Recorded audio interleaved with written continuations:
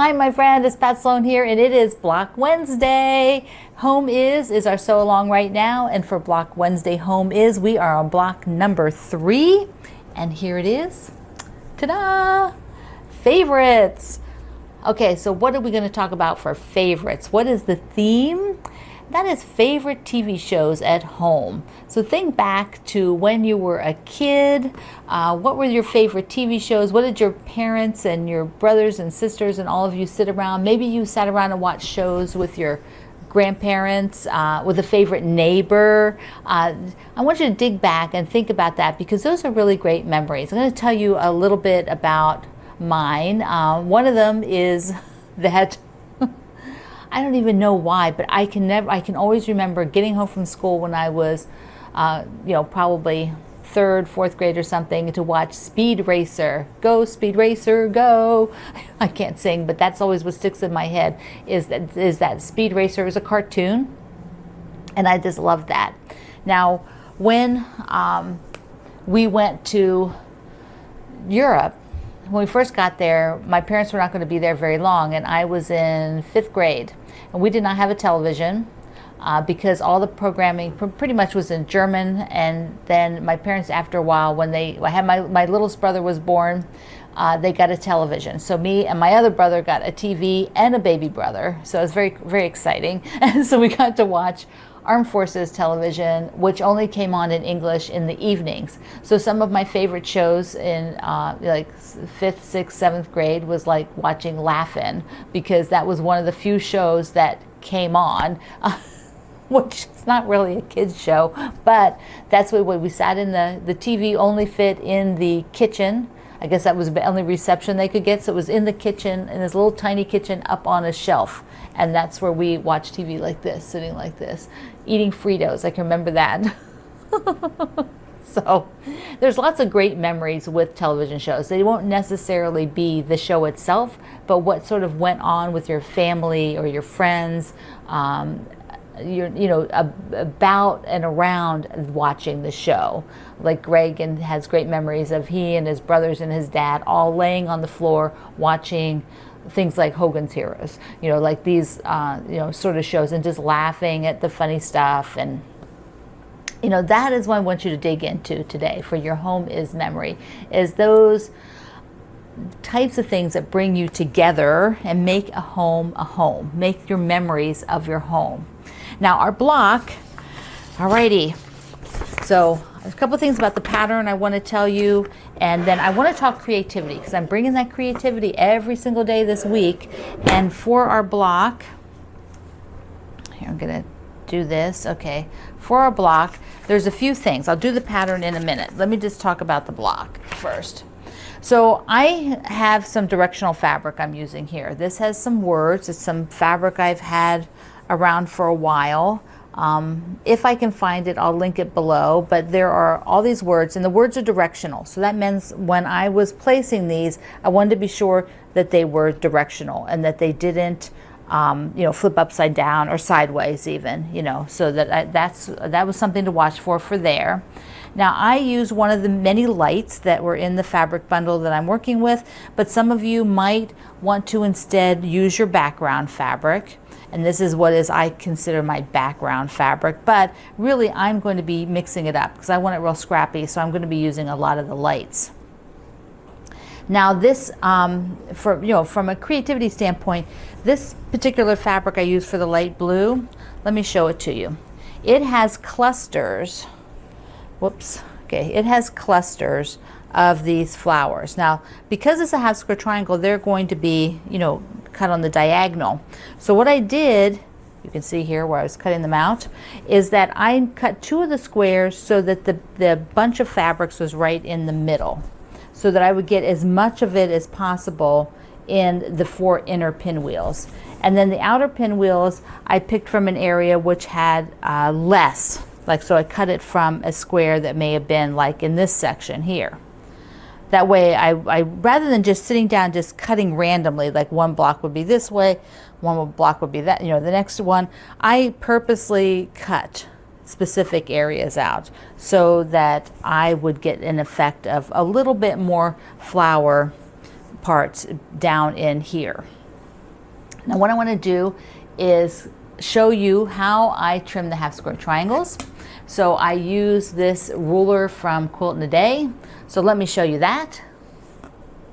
We're going to take the half square triangles and cut them in half along the line here, and I just go ahead and use the Quilt in a Day ruler to do that because I'm just cutting right down the middle. Now what we'll be doing is lining up on the seam. So here is the seam, and the ruler has two sets of markings.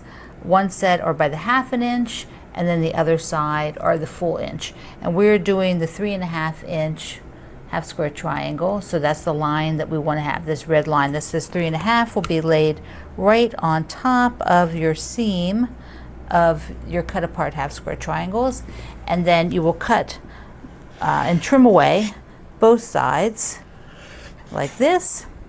And then if you want to trim off the dog ears, flip it around and put the 3.5 again on the sewn seam of the unit, and then you can trim these little dog ears off so they don't get sucked down into your machine.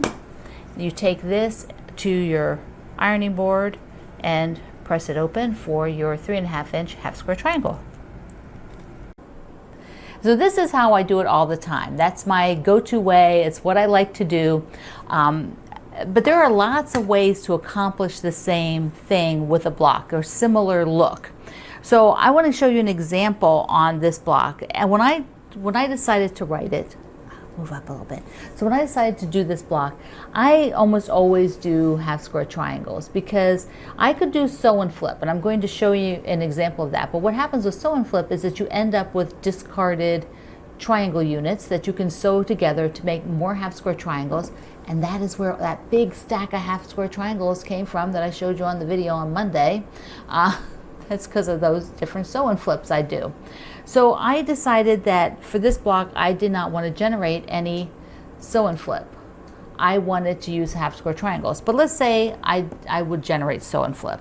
Here's an example of using a 3.5 by 6.5 inch strip, which is the stripe, and then 3.5 inch squares, and doing sew and flip so that this block, if I used a triangle, would look, used the stripes rather, would look like this. So there would be no seam right here.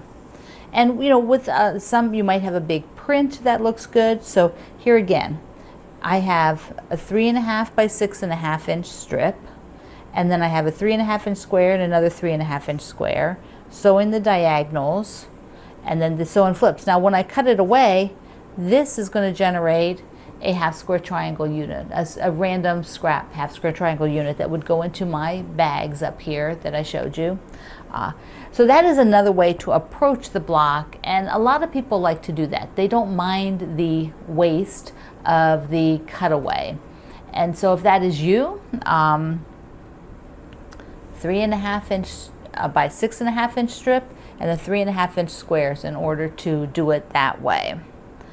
So I'd like to show you, it's like how to be creative, because there are methods and madness and reasons that we get there, but ultimately the block would be very similar. You would have to construct this in a unit, you know, 2 squares in this strip, you know, 2 squares in this strip. You would construct it differently. So you might find this pattern written that way by somebody else. You know, they might have a pinwheel and that's how they do it. Mine are half square triangles today, so they're all half square triangles, and that's where we ended up. Now, I haven't talked about the pattern components for a while. Every Block Wednesday is pretty much the same, but I thought I would just share it. There's always a little bar to the story up at the top, and then now I'm adding more to the story in my videos, so those of you watching my videos get the extra stuff. Then you have the directions, and then I always have after the directions the step-by-step directions plus sizes, so that every time you sew things together, I tell you what it measures and how many you're making, so that you can keep track, so that you can measure as you're going and not just at the end. Because if you've got a problem with your seam allowance not being correct, you want to catch it as you're sewing units. After all the step outs are done, step out directions, I have the pattern piece with your size units on it, not cutting size, not always, because these are the finished units. I just give you what the half square triangle is, but the squares is the cutting size. I love doing the bonus layouts, and that is, ta-da, here you go. You get sort of a way to make this block into a bigger quilt. And with this one, I really liked doing that big half square triangle. I would love to make that up. I mean, every week it would be fun if they actually had that whole quilt made, but that would mean I'd be like getting, like what, 45 quilts for the year from all of these projects. I would be crazy. I wouldn't think I could do that. And then at the very end is the half square triangle worksheet. So it tells you how to do that if you've never done it.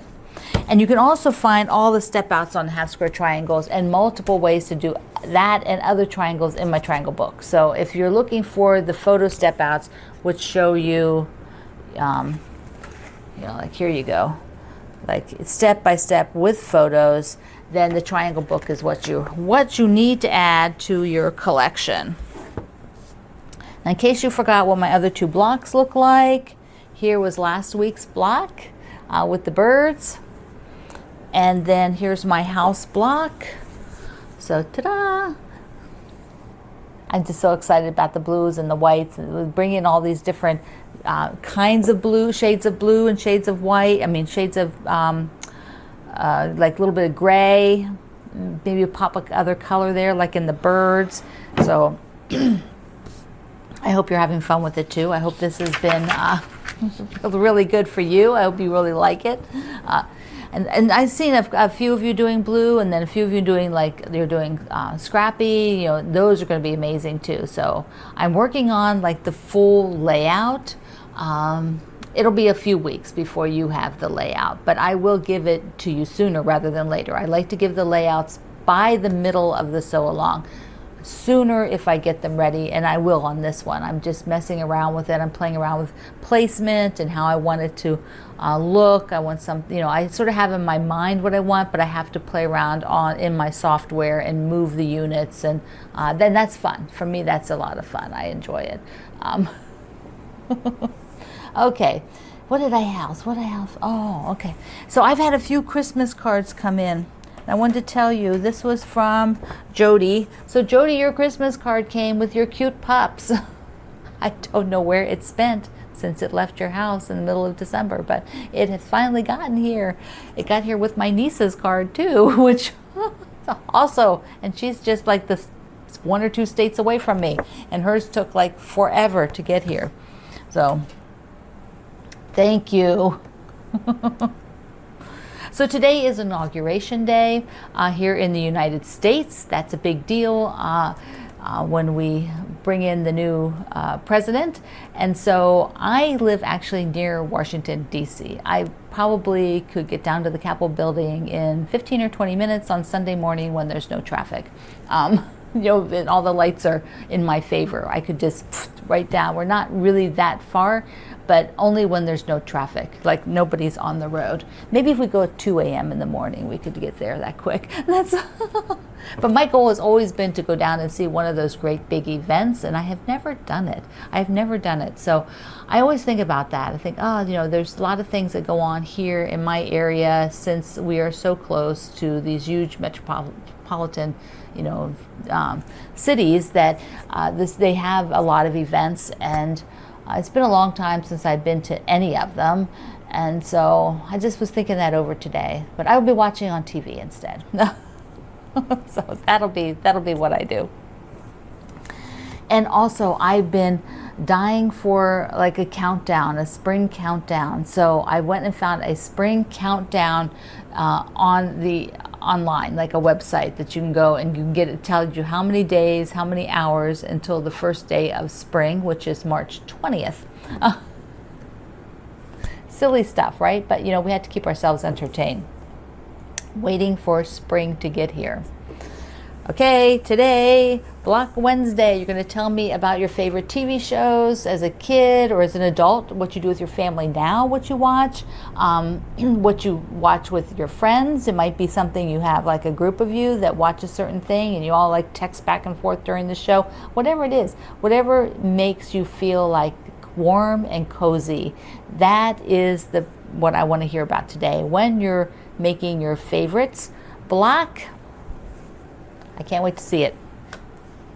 All the links are below. You're going to download at my website. Would you please subscribe while you're here? If you click the subscription, it helps my small family business, as does using our links. Greg and I thank you so much. I love you. Mwah. See you online.